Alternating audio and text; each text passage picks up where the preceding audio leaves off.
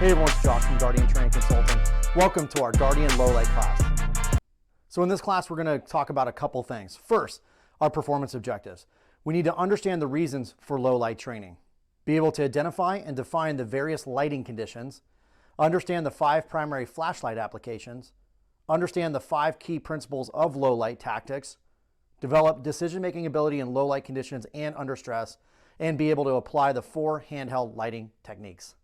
I get asked a ton, why do we need low light training? Well, first of all, most violent encounters, according to the U.S. Department of Justice, occurs either in low light or no light.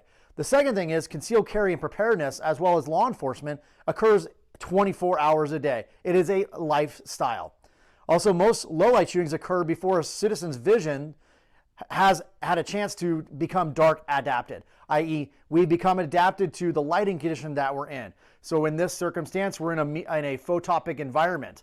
When we start talking about low light, which is mesopic, or no light, which is scotopic, we have to take time to get adapted to our environment. Typically, those shootings occur prior to us being acclimated to the lighting condition that we're in. You should always have a light, whether it's preferably a handheld light in addition to your firearm, or a handheld light or in a weapons mounted light, preferably. It can be a liability or an asset depending on your ability or to properly use it. And a great percentage of shootings occur in diminished lighting conditions, yet most training takes place under normal conditions. We go to the range, we're typically well rested, we're of clear mind, and we're there to be motivated to train. But typically our shootings, and most of our officer-involved shootings as well as citizen shootings, occur when we've had long days, when in the middle of the night. All of those factors are not optimal conditions for a shooting, yet we train in the most optimal conditions. So the last lighting technique that we're going to work on is the SureFire Rodgers. The SureFire, obviously the company SureFire, the lighting company, and Bill Rodgers, a former FBI agent, and now he runs Rodgers Lane. So it was developed to use flashlights that have a combat ring. You can see here that combat style ring on this one, combat style ring on that one, and then your cloud defensive runs that ribbed or the ring concept. So how we're going to bring this light to bear is we're going to put the flashlight between our index finger and our finger for the public, and we're going to wrap it just like this. Okay, so you can see how my thumb is actually the one controlling the light. I'm not squeezing, I'm just running my thumb, and you can see how this part of my hand is moving into the tail switch. So when I'm searching without the gun, without everything married together, I'm searching, you can see how my hand is like this. Then when I draw the gun, watch what my hands do. You see how my hands come together just like that, and then I can run the light.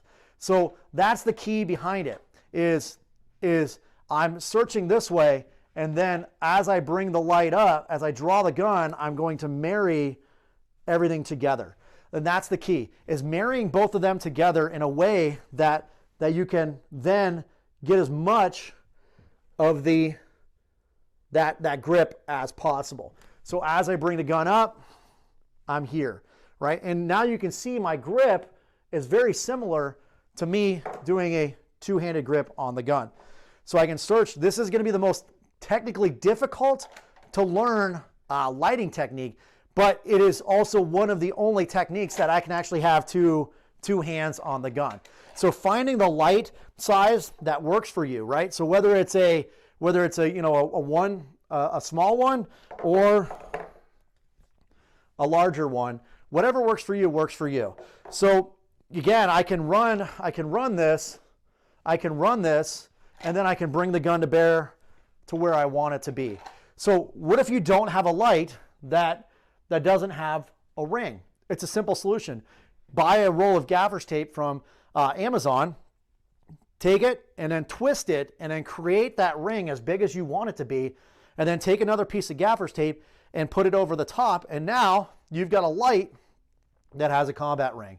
So we're going to focus on that on the range. So before you go out on the range with me on the scheduled date of the class, you're going to watch this video, and I want you to practice this at home. I want you to practice on how to do things so that when we show up at the range, everybody's on the same page. So when I mention the Harries concept, I don't want to have blank faces. I want you to go, oh, that's the one where we have the under the hands.